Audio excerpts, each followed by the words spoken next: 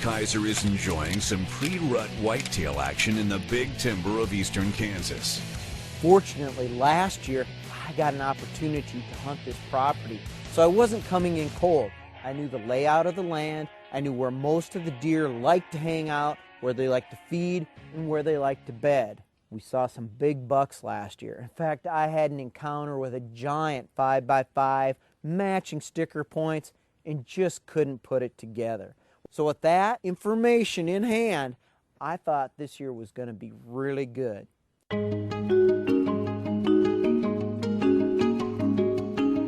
think one of the reasons there's so many deer in this area is most people think of Kansas as being flat, but we're in eastern Kansas where, as you can see around here, there's big draws, big deep canyons. It's almost like the Ozarks in a lot of ways, and offers the deer a lot of protection from the weather and from visibility from people seeing them.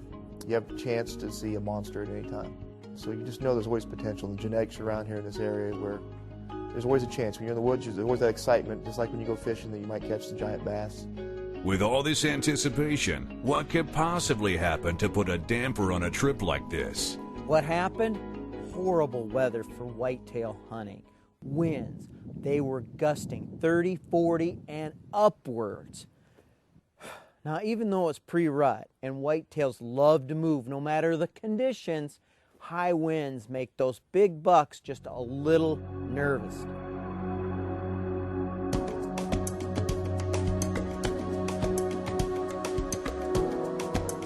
One thing about hunting in Kansas, you never know what the day's going to bring as far as the wind, the rain. It could be 70 one day, the next day it could be 25 and with 40-mile-an-hour north winds. You just never know. When we arrived, it was beautiful. We set up stands, and then it all fell apart. They just weren't moving, at least during the daylight hours, shooting hours, when I had my opportunities. What could I do? Nothing but sit it out. The forecast was for 3 or more days of high winds.